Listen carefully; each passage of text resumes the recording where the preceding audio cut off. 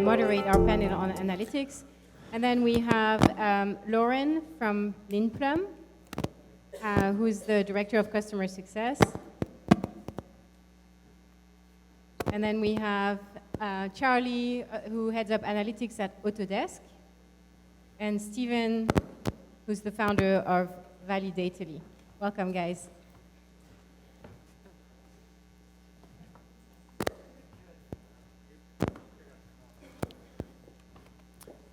Cool. I think Kenneth will come back and join us in a second. It was a great talk. I think what I want to do is maybe just pick up where Kenneth left off a little bit, because I think he mentioned maybe some of the controversy in his idea that one metric is not enough. So maybe we can start there. I'm curious other people's take on this idea, right? So you do certainly hear this a lot, right? You should have one metric. You should have this. Everyone should be rallied around this key metric. Thoughts on that? How's that work for you? You share his take on doing something else. So I was saying that I full-heartedly agree with Kenneth. We work really heavily with mobile clients and doing A/B testing, and oftentimes clients get very, very focused on one metric at hand. Oftentimes it's something like monetization, and they're looking at the conversions and very, very much so stuck on that. However, they don't think about some of the other metrics that could be affected as well, such as retention. So I've actually had clients who completely miss a retention drop-off that affects their client base as a whole, just because they're so focused on the uptick of something like monetization. We see similar with monthly active users or some sort of top-line metric. It's very easy to get lost in the number of people coming in, but if you're not looking at the high frequency, you're not looking at the return and the retention. One of the key things at Autodesk, we've been around for a long time. So a lot of people in this room are like, your company's like 3 weeks old, and so you've been born in analytics. And for Autodesk, we're trying to get common metrics that multiple teams who have never really thought of themselves as being part of a common team will work together. So these metrics are really, right now, are kind of becoming the backbone of how we're able to just communicate across teams, let alone how we're driving the business. Yeah, I would say, that was loud. I mean, certainly to turn a blind eye to other metrics and just completely have your blinders on. I mean, I don't think anyone does that. But I would challenge, one of the things that you mentioned was that revenue might be a bad metric to rally a team around.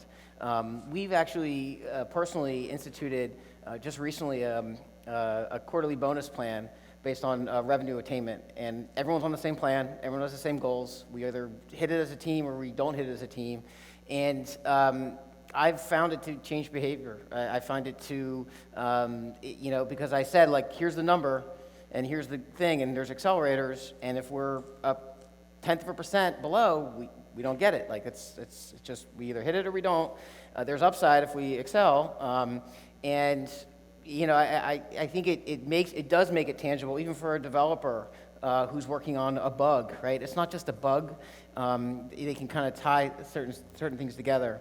So I think you would never turn a blind eye to other metrics and only focus on revenue. That would obviously be a bad approach. But I do think there can be one metric, and if you're in B2B, it could be revenue. That teams can rally around, and it can touch. It can feel tangible if you're a developer or a customer support person or a marketing person or a salesperson, any role. Just to challenge that, do you define anything between good revenue versus bad revenue, or is all revenue at this point good? That's a great question, and there is definitely good revenue versus bad revenue. When I was at DoubleClick early in my career, this was in the go-go days of the .com. It was any revenue was good revenue, and then the .com bust, and then we're like, oh, maybe we should think about being profitable. And then we looked at our contracts, and we had like 20% of our contracts were losing money, right? And so we did a whole lot of things to try to change that around. This was back in 2000, 2001. As an early stage company, my belief is that we're SaaS, so it's this, like we price it, you sign up, and you just use it. So we know the price point is going to be, it's not a negotiated deal. But you definitely want to keep focused on having the right customers. I think early on, your customer list and who you focus your customers on helps you keep focus on building a product that customer segment loves, and then you could add on other segments later on. So there is definitely good revenue and bad revenue, or revenue you really don't want to be focused on. And I think also it's important to note that people get kind of focused sometimes on the quick win, right? Like that quick revenue or that quick metric, and looking at it more short term rather than long term, right? Because you want those users to be returning users, and you want your customers to be returning customers and continue to provide revenue or engagement or whatever metric it is that you're looking at. Cool, yeah. Go ahead. I mean, to me, the important thing is making sure that people across the company can feel like they're contributing, right? And maybe a revenue could be a good metric for a company with a given model. But I guess my experience has been that there are other ways that you can frame sort of the goals of what the company is trying to do that makes people feel that they're attaining more, giving them more tools to actually use the role that they're in to push the company forward, as opposed to saying, well, I'm very slightly related to this, but I suppose I'll try extra hard this quarter or this week or whatever it is. Yeah, I mean, look, any metric can be gamed. I mean, any metric can be gamed. If that's the objective. Like if your goal is to try to game it and if you're ever in sales or you were in sales management, as soon as you give someone a quota plan, a commission plan, the salespeople's first thing is that they're like, how do I optimize this? Do I sandbag this month and move it into the next quarters because then I get accelerators and stuff? So that's just kind of how I think things. So you never want to have just kind of a single focus, one thing, and you'll always want to be taking a step back as a leader of a team and saying, is this the right revenue? Are we focused on the right problem? Is there a canary in the coal mine over here saying, yeah, revenue's growing, but we can't. Like we're getting all these small teams, and really to scale and be profitable, we need to be getting these big teams. And so looking at that type of stuff is really important. Maybe one way to kind of summarize this is it seems like so there's definitely value in focusing people and rallying people around a metric. That could be a good way to get people motivated, but certainly you're not going to then just stop paying attention to all these other metrics. It's almost like a marketing of the metric. It can be valuable in their simplicity, but you don't want to be robots and just ignore everything else. One example from Yelp is that certainly we care about the number of reviews that we're getting, but we also care about the quality of those reviews, right? So if we only cared about driving that number up, there's a lot of things that we could do that would reduce quality, but we have to kind of look at that pairing of metrics and try to make them move up at the same time. Cool, I think that's great. So we've got people kind of on this panel that work at companies of all different sizes and all kind of different industries. Maybe just take a moment and just describe a little bit what the growth team looks like, either that you work with now or maybe at a past company, to kind of describe what growth looks like at your different organizations. Let's start. Sure. So I would actually say I think our growth team is our entire company. I mean, we're a small startup. We're all involved in the growth of the company. I think we all play a unique part, and I think everybody on the team kind of owns that, actually. So, cool. Whether it be sales or marketing or customer success or retention, it's all a part of growth. And how does that kind of play out? Is that, how do you infuse that kind of culture of growth throughout the company, maybe when an individual is not directly affecting, say, a single metric? Yeah, I mean, it's all about transparency and communication. I think that's key, especially in smaller companies and startups. It's making sure that everybody is involved in the process and that communication is as transparent as possible. Whether that be through, stand-ups or frequent, all hands meetings, but making sure that everybody feels like they're a part of the process and are kind of rowing in the same direction. Cool. At Autodesk, we're a company about 8,000 people, and we've got another about 4,000 partners. So for us, growth is us being able to communicate and work through to our partners. So some of the things that we're doing to help drive growth, as we're moving from being a heavy buy the disk and put it in your machine to being a cloud-based company. And so we have a huge number of web, mobile, and cloud-based products now. And our partners are the ones that are in contact with our customers. So we've got to feed them. So we're building retention models and predictive models, and we're getting them out to our sales teams and to our partners to be able to, in a sense, start really seeing that. So it's the first time for Autodesk, because when you ship a disk, you don't know what happens once the disk is gone, right?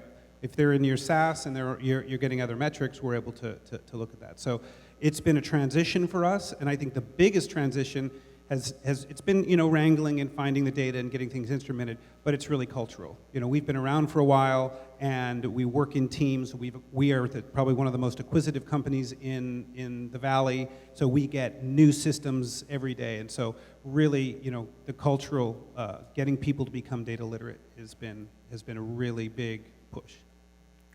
So I've been lucky enough to be a part of 2 companies that went from 0 to over 100 million of revenue in like 2 to 3 years. I've started a couple of companies myself. I hate the whole growth hacking thing. I think the way to grow is you build a product that customers love. I think it's really simple. I mean, that's hard to do, but like all these other hacks and these other things, I think if you have a product that customers love, pretty much everything you do in marketing works. Not everything, but like a lot of stuff you do works. Because at the end of the day, it just creates awareness, and they try it, and they love your product, and then they tell about it, and then there's a net promoter score and all this other stuff. And so I know the question implies like there's this team, and I guess I think I learned today, like I didn't even know this whole concept of like growth team, and that there's at Facebook, and there's like a team in charge of growth. I think that's... I've never heard of that before, but I'm an East Coast guy, so. But I just think I think everyone's in charge of growth. I think a designer is in charge of growth. I think product team is in charge of growth. I think sales and marketing is in charge of growth. I think developers that fix bugs are in charge of growth. I just think that if the best way to grow is simply build a product that is really, that customers love, that they love to engage with, that it solves problems for them, and you'll find the growth will happen pretty much organically, and then you just add a little fuel to the fire with some marketing and stuff like that. So you heard it from Steven, growth is dead, long live growth. That's the lesson I think I'm that's what I taking from said, you. right. Cool, yeah. But I think you bring up a good point, right? And I've noticed this at Yelp and other places. I think there's, and maybe this is the right idea, but very quickly you can just decide that everything is a growth team, right? Because no one sets out to build a product where metrics go down and to the right? So, but is that a good thing or a bad thing? Like, do you actually maybe dilute your focus a little bit if everybody is focused on growth? Or is there value in having a team and really defining, the key measures of success of that team? I think you might say everybody should be doing that. No, I'm saying growth is an output. It's not a goal. I mean, like, right. It's just, if you as a designer, if you understand the pain points that your customers have, and you build elegant solutions, you design elegant solutions that the engineers implement in a very elegant way, that the finance team and marketing team price in a way that they can capture value, like that whole ecosystem works, you get growth. If you don't, all the hacks in the world are not going to work. Right. Yeah, so I certainly think you need to have a great product first. Everybody needs to be focused on building a great product. That's the best way to grow, for sure. So I think even along with that, though, you still need to ensure that you're defining the right kind of key metrics so that you know what you're building towards, right? So I don't know if anyone can sort of share their experience there. Like we talked earlier today, it can be difficult to do that, to pick the one or handful of metrics that are important. And that's kind of your starting point, right? If you don't know what those are, things can be challenging. So anyone just kind of want to share any examples there, how you picked those metrics and what that process looked like? Sure. I mean, I think every team needs at least a goalpost to work towards. It gives your day purpose, it gives your job purpose, it also unifies teams, which I think we've touched on a little bit here. From my team specifically, working on more of the customer success side, we're looking at product engagement. How are people engaging with the product? What's their usage of the product? Are people getting value out of the product? And I think that innately is also part of growth, right? If people are using the product and if they're encouraging other people to use the product within the company, it's growth. But those are definitely the metrics that we're certainly focused on. Anyone else? I can share one thing from Yelp. I know one of the things that took us some time to do, there's a lot of metrics that are, and kind of touched on this a little bit too, there's kind of, you have a positive and negative side of every metric. So for us, we had an effort to drive signups, for example, right? But it seemed that signups and kind of bounce rate were related. We could drive signups, but if we were more aggressive about that, we would also increase bounce rate. So it was about kind of figuring out what's the right balance between those two things. And ultimately, we cared about uniques growth, but first you had to measure the middle, right, to see how people could get there. And I think it's especially easy to sort of mistake these things when you're at a very early stage. I remember at YesGraph, my previous startup, we had the typical thing where, we had some PR and we had a bunch of traffic come in, but of course it was a completely different kind of traffic, so the metrics associated with them were completely different than the organic traffic we were getting otherwise. So it was nice, but it was hard to sort of draw any conclusions from that, compared to the prior data. We're having some, I'd say, very heated conversations at the senior level around whether or not we can pick 3 or 4 metrics to drive consistent businesses. We have a consumer group where we have a product called Tinkercad, and if you do enough analysis, you learn that the primary user is a 14-year-old Russian girl. We have AutoCAD, which is primarily a 45-year-old mechanical or engineer. Can we use the same metrics to understand, so really we have to be measuring value. We have to be measuring where they're finding the value. Are they finding it before they sign up? Are they finding it after they sign up? And so, that's the key area for us right now. Yeah. Cool. Actually, I think that's a really good point. So of our clients, most of our clients who are using our analytics as a tool don't look at their users or their audience as, this holistic view, because each type of user and each cohort of user is very unique in both their behavior and how they're using the product, the cadence in which they're going to use the product, and just their overall experience with the product, right? So I think you kind of hit the nail on the head there, where you need to look at these groups independently and judge them, against kind of their own metrics rather than, yeah. And the value proposition of the product. Some products you only want people to touch. You want them to touch 10 times in the day, but only for 30 seconds. And other things, we want it to be open, like AutoCAD. We want them to be using it 8 hours a day, as their primary tool. So you can't just measure time in product or number of opens as a way of measuring success consistently across the portfolio. Cool. Let's talk for a minute about speed. I think speed comes up a lot in growth efforts when you're trying to measure things. And I think there's a priority put on shipping things quickly, getting results quickly. Imagine we also have very different release cycles in our product. Maybe talk a little bit about that and how that affects your growth efforts and your ability to measure things. That was actually an interesting scenario we had at Slack, where on all the sort of usual metrics you would measure in terms of sort of re-engagement and retention and daily actives, we were doing very well. But part of what we realized is that we were getting an increasing level of sort of negative feedback over the things that weren't there, as the company grew and people needed more out of it. And so we realized that actually the metric that we needed to measure was velocity. Right? Because as the company was getting larger and as features were getting more complex, we weren't able to ship them as efficiently as we wanted to. So that it actually ended up being an internal metric around speed that it was sort of the most important to optimize. I am lucky enough to spend my days talking to product design and research teams at some of the best companies in the world, and some of the companies that, frankly, are struggling. And I'll tell you the pattern. The pattern that I see over and over again is the companies that are struggling are feature factories. Their product team and everything is geared towards shipping and fixing after it's shipped and doing our testing after it's live in production, and then, oh my gosh, there's some stats somewhere on typical product teams, around a third of what the development team spends time on is rework. They're literally redoing something that's already been done.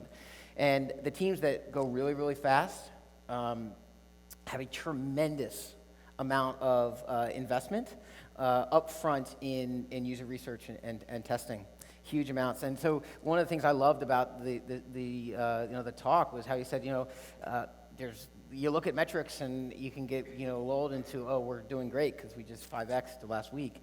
But but then what you did is you went out and you talked to customers. You literally talked to them and understood what are the pain points, right? So it's so easy to sit back and be like, wow, it's a huge customer. Like, I'm looking at the metrics. They're logging in every day.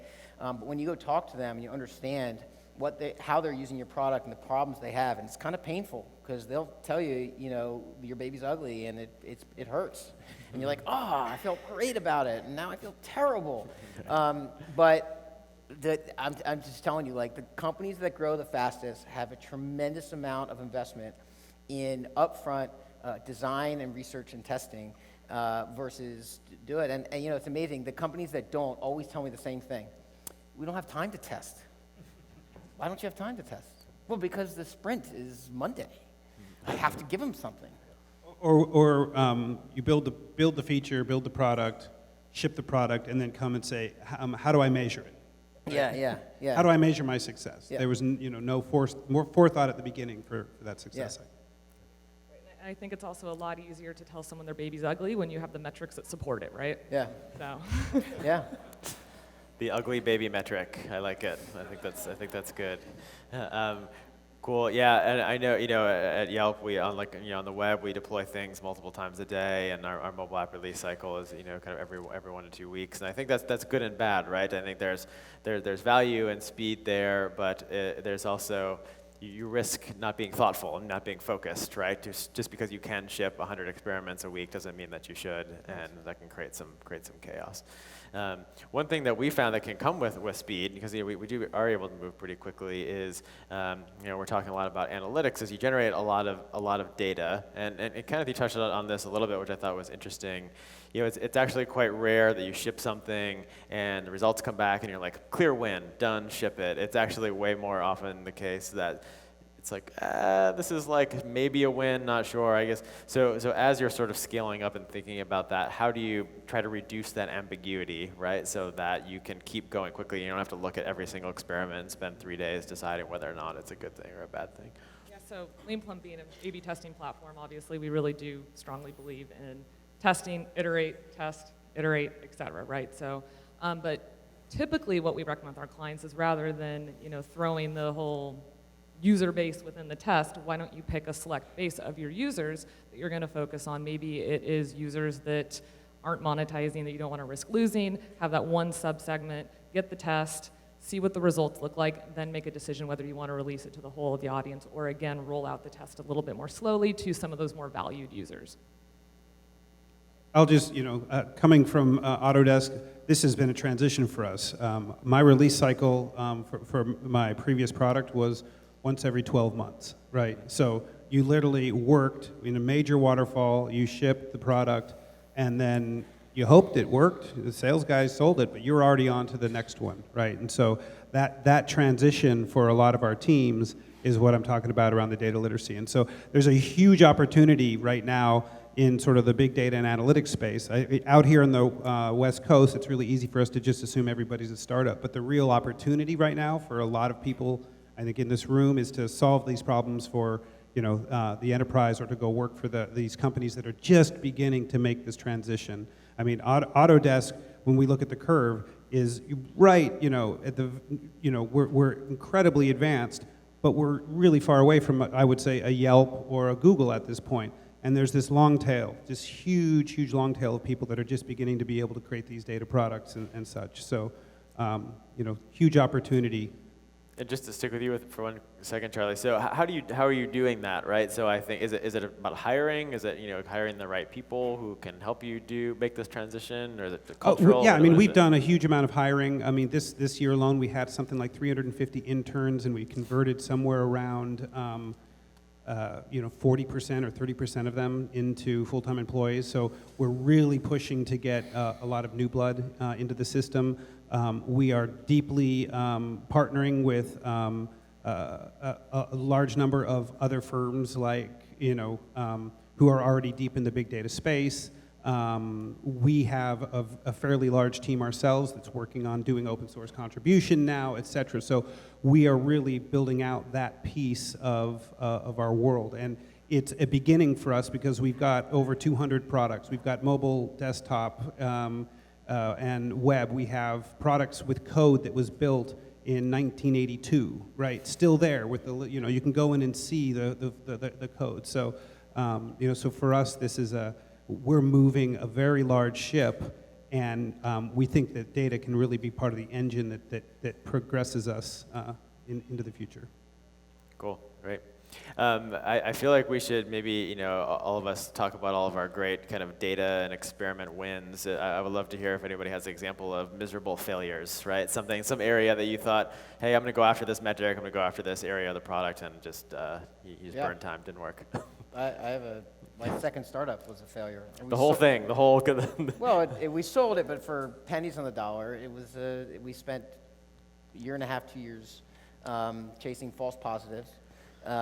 And that's when I basically said, like, that second startup, my first startup was successful, so I felt, oh man, I got the magic, and so I just went out and just started, I think this is going to be great, and I can't show it to anyone because I don't want them to see it until it's fully polished, until it's fully, and of course it never got there because there was always a new feature that would, that next feature fallacy, and so we spent a ton of time, wasted a ton of money, and we put it out there, and customers were like, there was just those issues, and we, when you're in a startup or even big companies in a project, it's a race against time. You don't have unlimited, time to get it right, and that's when I said, there's got to be a better way, and that's when I spent a year talking to product and design teams at some of the best companies in the world, and how do you do this?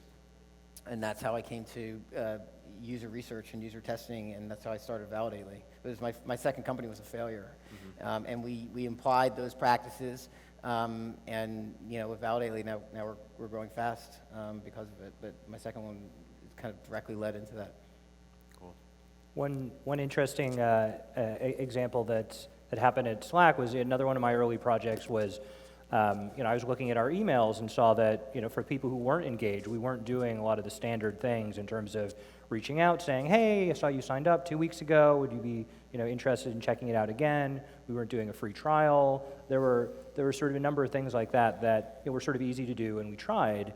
And what was interesting about that was that, it wasn't worse than the baseline. I mean, it had an improvement. But it was so small relative to the number of emails that we were sending out, or we potentially would be sending out if it hadn't been a percentage test. It just wasn't worth it, right? In terms of all those things we couldn't measure, in terms of people getting unwanted email, in terms of the complexity of adding these whole other extra systems that then would have to be accounted for, and everything else we did. And that was a really good lesson to understand that, that's another example, right, of where that one metric didn't sort of tell the whole story. This isn't really about the metric specifically, and I forget the woman's name who put it up, but Netflix. The customers. If you're building a product and you're releasing it once a year, you almost have to go on what that customer's telling you, rather than being able to do that A/B testing. And so, that was, I think, the old way of us being able to do business. So kind of like our 3 years ago, approach. So very different today, but. I think there's still some of that culture. Cool, great, go ahead. Yeah, so specifically I've actually had one client who was doing an A/B test on a new feature release. And they were really excited about it, thinking it was the next big thing that was just going to change the direction of their product, and it did not do well. That's very disappointing, and it's a really hard message to tell, and sometimes it's a hard pill to swallow, but sometimes it's also better that you can cut your losses, learn from it, and you mentioned failure, but no failure is actually a failure, right? If you can take the learnings from it and then move it on and bring it to the next either new feature, new product, or new opportunity that you're working on. Yeah, I think any good growth team or growth person is going to be battle hardened and like handles failure well, right? It's a key thing to do. I think we've got about 5 minutes left, so I'm going to turn it over to you guys. We have a few minutes for some questions. Anyone want to start us off here? Really quickly, so I think there was what other lessons you learned from Braintree, and then that beautiful growth chart you showed earlier, everybody wishes they could see in their own product. There were maybe some flattened areas or peaks. Tell us more about those. So I'll answer the second one first because I think it's pretty simple. Basically, the only big discontinuities in the graph are from holidays, since obviously a lot of people not working during the holidays. and major PR events, since that definitely moved the needle for us. As far as Braintree, I think it's one of those things. It's actually ended up being pretty sort of nitty-gritty details to Slack. I think the higher level lesson from it was that you can have a big, passionate customer who loves your product, who is also having a lot of problems and is actually sort of an exemplar of how you could do better as a company. And so I think a lot of people look to the people who are complaining for the areas they could do better and sort of ignore their good customers, but in fact, the world is more complex than that, right? And it's more about sort of, I think what we learned from that was that this was the best way we had to see the future, that what we really wanted was having giant companies being able to use Slack effectively, and going to companies like Braintree was the best sort of shortcut we had to understanding what challenges the bigger companies would be facing. But the key, my takeaway is that you actually took the time to go onto their site, sit down with them, observe them, and talk to them. Actually talk to the customer, like, how are you using this? What do you like about it? What do you hate about it? What are the problems you're having? As opposed to, you got out of the building, you went into their site, as opposed to kind of staying in the comfort of your kind of your team that's, fun, and look at the charts every day and hit refresh and stuff like that. And that's honestly, there are so many companies don't do that. They don't talk to their customers. I just think it's amazing, because like you can learn so much qualitatively that you have to marry the qualitative with the quantitative. You can't just sit back and say, hey, let's just guess. Hey, look at that. Maybe, why don't we try this and see what happens, right? If you talk to customers, they'll kind of tell you where their pain points are. I think there's also a big difference in looking at a screen where you can look at the user path on a chart versus actually watching how a user is actually using the product and how they're interacting with it, right? It's two very, very different experiences. Cool. Well, there you go. Talk to your customers and you'll grow like Slack. I think that's what I'm taking away from this. So I think we're out of time. Thank you to our panelists. You guys are great. Thanks to you guys.